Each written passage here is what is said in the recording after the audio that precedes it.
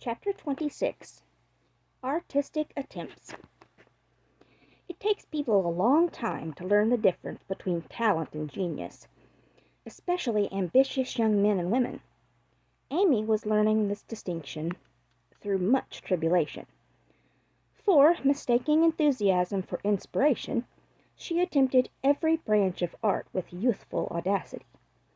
For a long time there was a lull in the mud pie business, and she devoted herself to the finest pen and ink drawing, in which she showed such taste and skill that her graceful handiwork proved both pleasant and profitable.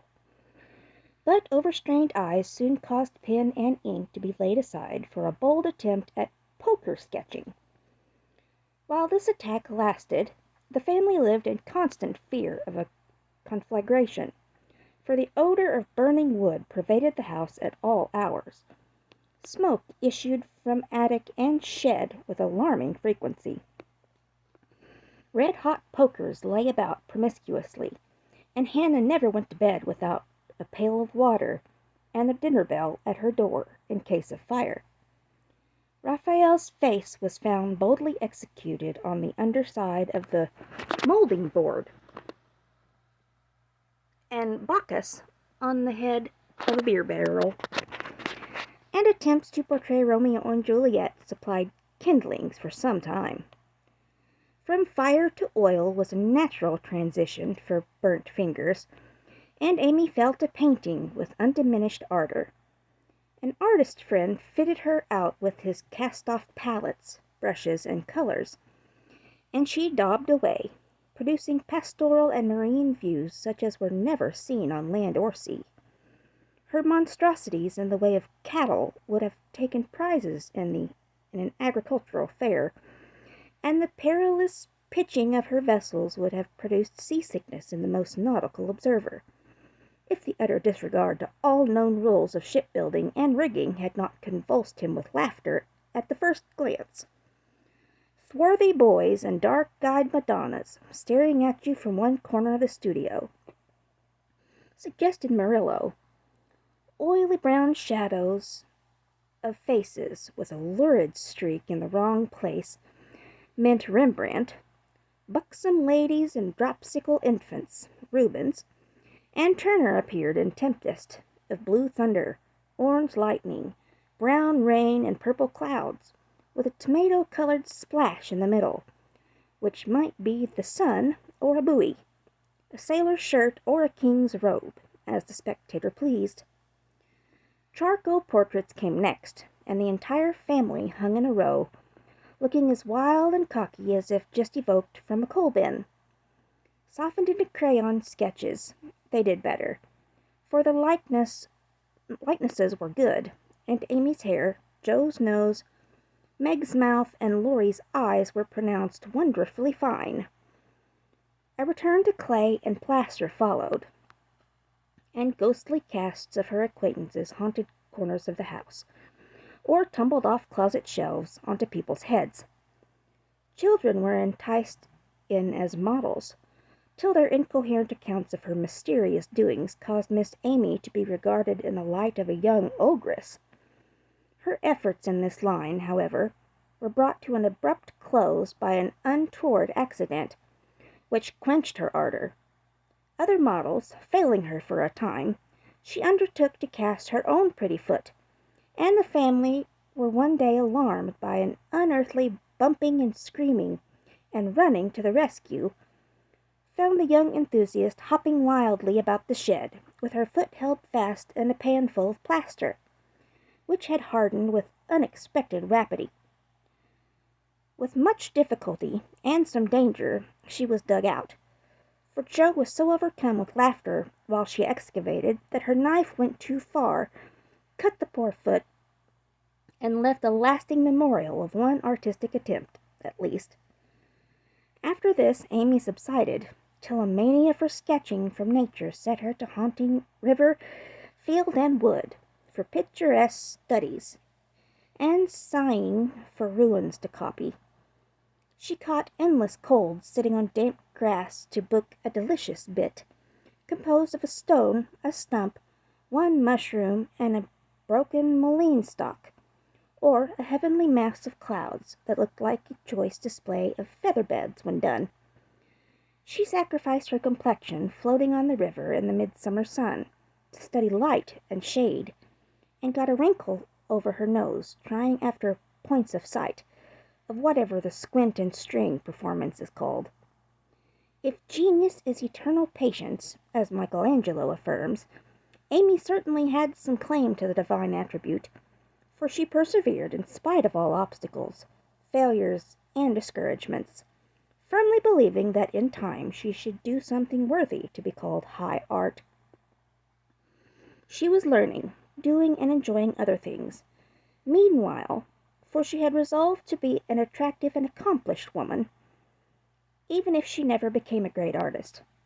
Here she succeeded better, for she was one of those happily created beings who please without effort, make friends everywhere, and take life so gracefully and easily that less fortunate souls are tempted to believe that such are born under a lucky star. Everybody liked her. Among her good gifts was tact. She had an instinctive sense of what was pleasing and proper, always said the right thing to the right person, did just what suited the time and place, and was so self-possessed that her sisters used to say, if Amy went to court without any rehearsal beforehand, she'd know exactly what to do. One of her weaknesses was a desire to move in our best society without being quite sure what the best really was. Money, position, fashionable accomplishments, and elegant manners were most desirable things in her eyes, and she liked to associate with those who possessed them, often mistaking the false for the true, and admiring what was not admirable.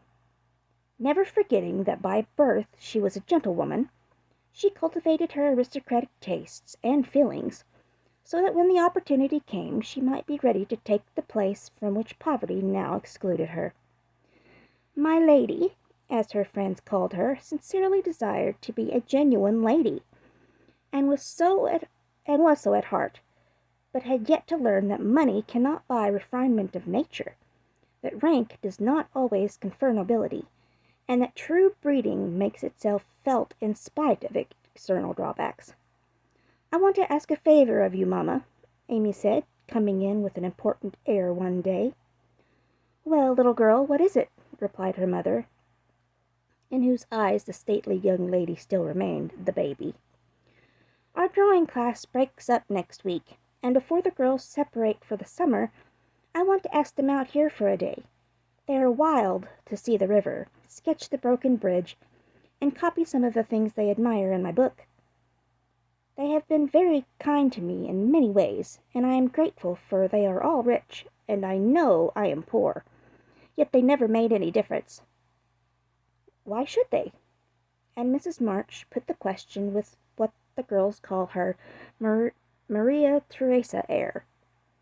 You know as well as I that it does make a difference with nearly everyone, so don't ruffle up like a dear motherly hen when your chickens get pecked by smarter birds. The ugly duckling turned out a swan, you know. And Amy smiled without bitterness, for she possessed a happy temper and hopeful spirit. Mrs. March laughed, and smoothed down her maternal pride as she asked, Well, my swan, what is your plan? I should like to ask the girls out to lunch next week, to take them a drive to places they want to see, a row on the river, perhaps, and make a little artistic fete for them. That looks feasible. What do you want for lunch? Cake, sandwiches, fruit, and coffee will be all that is necessary, I suppose. Oh dear, no. We must have cold tongue and chicken, French chocolate and ice cream, besides. The girls are used to such things, and I want my lunch to be proper and elegant, though I do work for my living. How many young ladies are there? Asked her mother, beginning to look sober. 12 or 14 in the class, but I dare say they won't all come. Bless me, child, you will have to charter an omnibus to carry them about.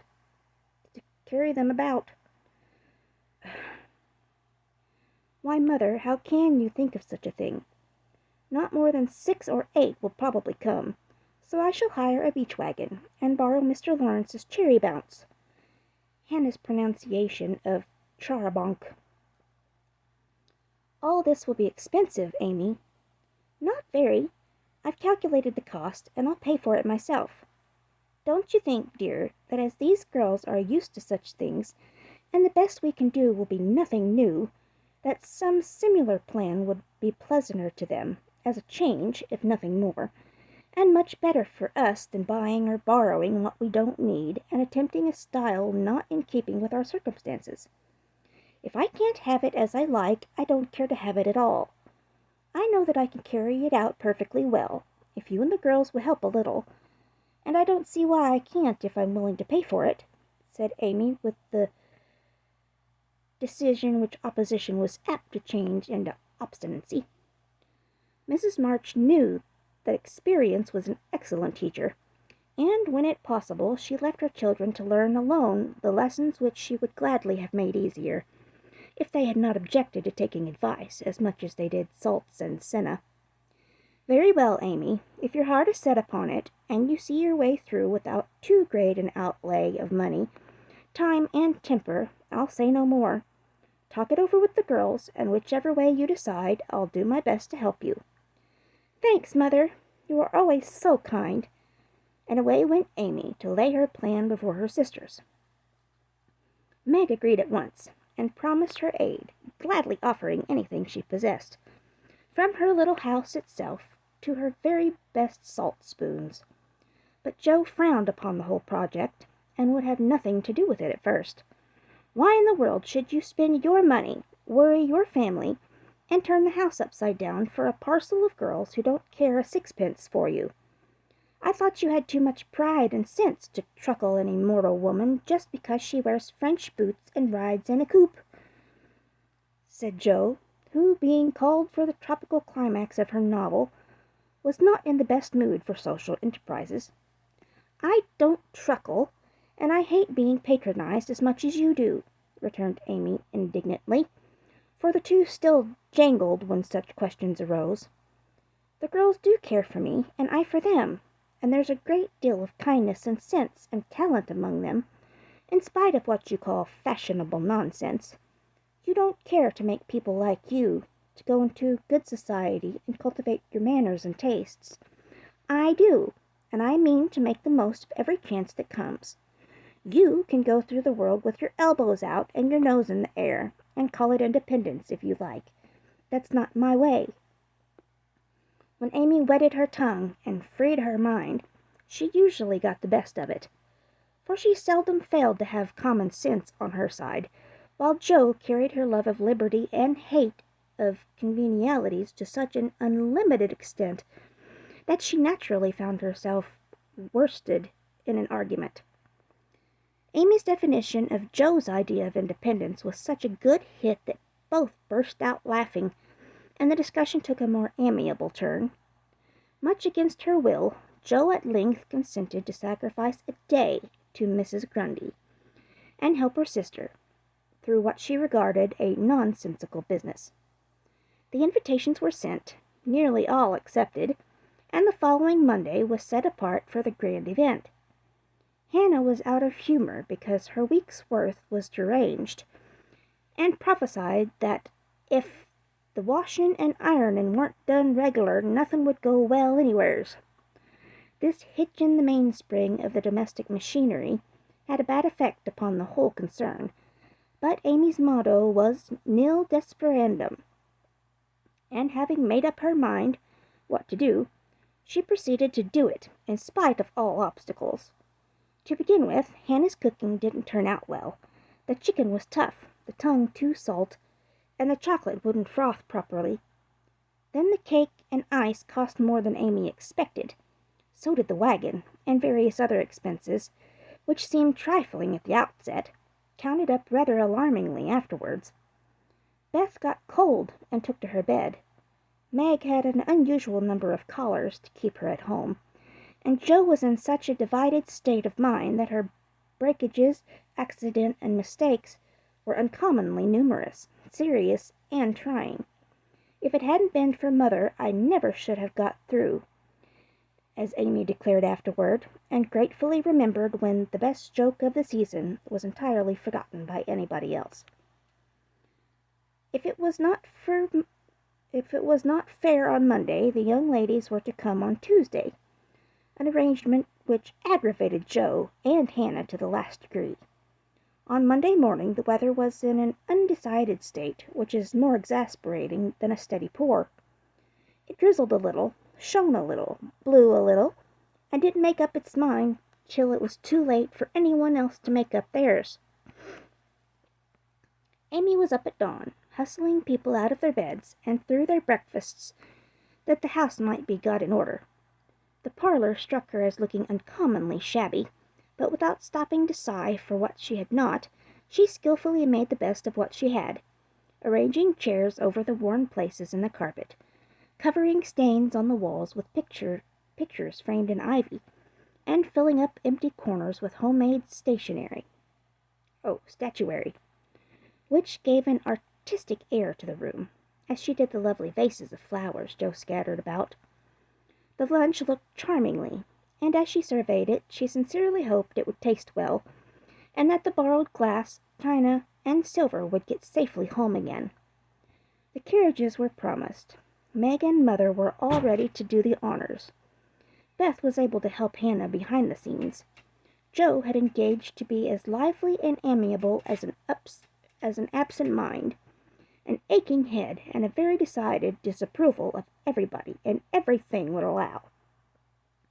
And as she wearily dressed, Amy cheered herself with anticipations of the happy moment when, lunch safely over, she should drive away with her friends for an afternoon of artistic delights, for the cheery bounce and the broken bridge were her strong points. Then came 2 hours of suspense, during which she vibrated from parlor to porch, while public opinion varied like the weathercock. A smart shower at 11 had evidently quenched the enthusiasm of the young ladies, who were to arrive at 12, for nobody came, and at 2 the exhausted family sat down in a blaze of sunshine to consume the perishable portions of the feast, that nothing might be lost. No doubt about the weather today, they will certainly come, so we must fly around and be ready for them, said Amy, as the sun woke her next morning. She spoke briskly, but in her secret soul she wished she had said nothing about Tuesday, for her interest, like her cake, was getting a little stale. I can't get any lobsters, so you will have to do without salad today, said Mrs. March, coming in half an hour later with an expression of placid despair. Use the chicken, then. The toughness won't matter in a salad, advised his wife. Hannah left it on the kitchen table a minute, and the kittens got at it. I'm very sorry, Amy, added Beth, who was still a patroness of cats. Then I must have a lobster. For tongue alone won't do, said Amy decidedly. Shall I rush into town and demand one? Asked Joe with the magnanimity of a martyr. You'd come bringing it home under your arm, without any paper, just to try me. I'll go myself, answered Amy, whose temper was beginning to fail. Shrouded in a thick veil, and armed with a genteel travelling basket, she departed, feeling that a cool drive would soothe her ruffled spirit, and fit her for the labours of the day. After some delay, the object of her desire was procured, likewise a bottle of dressing, to prevent further loss of time at home, and off she drove again, well pleased with her own forethought. As the omnibus contained only one other passenger, a sleepy old lady, Amy pocketed her veil, and beguiled the tedium of the way by trying to find out where all her money had gone to. So busy was she with her card full of refractory figures that she did not observe a newcomer, who entered without stopping the vehicle, till a masculine voice said, "Good morning, Miss March," and looking up, she beheld one of Laurie's most elegant college friends. Fervently hoping that he would get out before she did, Amy utterly ignored the basket at her feet, and congratulating herself that she had on her new travelling dress, returned the young man's greeting with her usual suavity and spirit. They got on excitedly, for Amy's chief care was soon set at rest by learning the gentleman would leave first, and she was chatting away in a peculiarly soft strain when the old lady got out, and stumbling to the door she upset the basket, and oh horror! The lobster in all its vulgar size and brilliancy was revealed to the high-born eyes of a tutor. "By Jove, she's forgotten her dinner!" cried the unconscious youth, poking the scarlet monster into its place with his cane, and preparing to hand out the basket after the old lady. "Please don't. It's mine," murmured Amy, with a face nearly as red as her fish.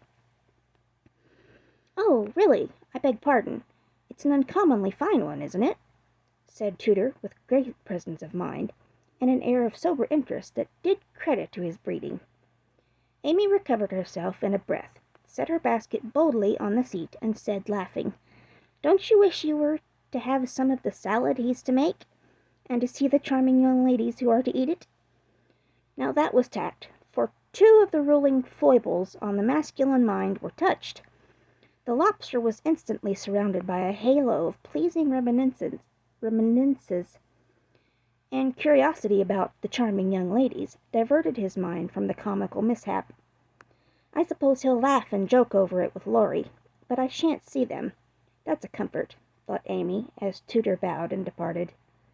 She did not mention this meeting at home, though she discovered that, thanks to the upset, her new dress was much damaged by the rivulets of dressing that meandered down the skirt, but went through with the preparations, which now seemed more irksome than before, and at 12 o'clock all was ready again.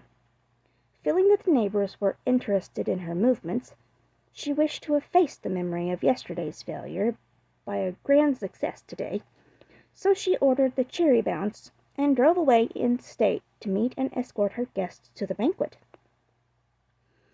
"There's the rumble. They're coming. I'll go into the porch and meet them. It looks hospitable, and I want the poor child to have a good time after all her trouble," said Mrs. March, suiting the action to the word. But after one glance she retired with an indescribable expression, for looking quite lost in the big carriage sat Amy and one young lady. "Run, Beth, and help Hannah clear half the things off the table. It will be too absurd to put a luncheon for 12 before a single girl," cried Jo, hurrying away to the lower regions, too excited to stop even for a laugh.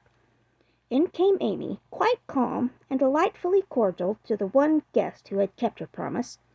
The rest of the family, being of a dramatic turn, played their parts equally well, and Miss Elliot found them a most hilarious set, for it was impossible to entirely control the merriment which possessed them.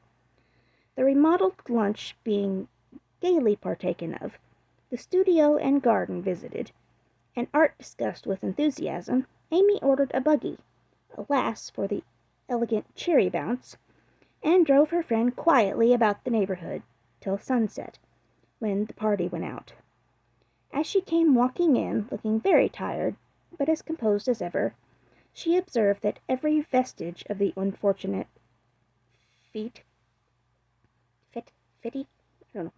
had disappeared, except a suspicious pucker about the corner of Jo's mouth.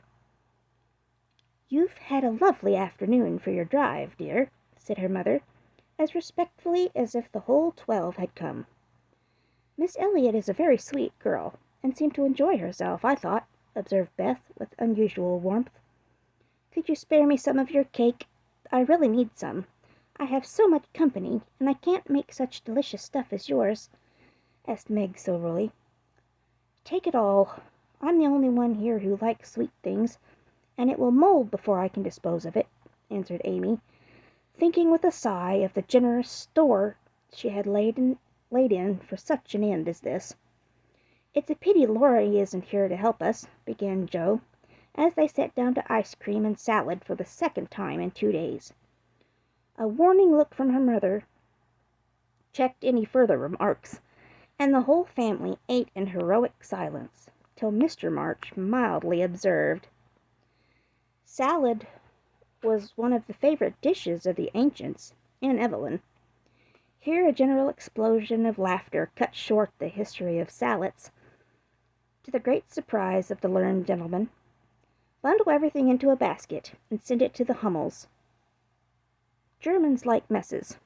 I'm sick of the sight of this, and there's no reason you should all die of a surfeit because I'm a big fool, cried Amy, wiping her eyes. I thought I should have died when I saw you two girls rattling about in the what-you-call-it, like two little kernels in a very big nutshell, and Mother waiting in state to receive the throng, sighed Jo, quite spent with laughter. I'm very sorry you were disappointed, dear, but we all did our best to satisfy you, said Mrs. March, in a tone full of motherly regret. I am satisfied. I've done what I undertook, and it's not my fault that it failed. I comfort myself with that, said Amy, with a little quiver in her voice. I thank you all very much for helping me, and I'll thank you still more if you won't allude to it for a month at least. No one did for several months, but the word fete always produced a general smile, and Laurie's birthday gift to Amy was a tiny coral lobster in the shape of a charm for her watch guard.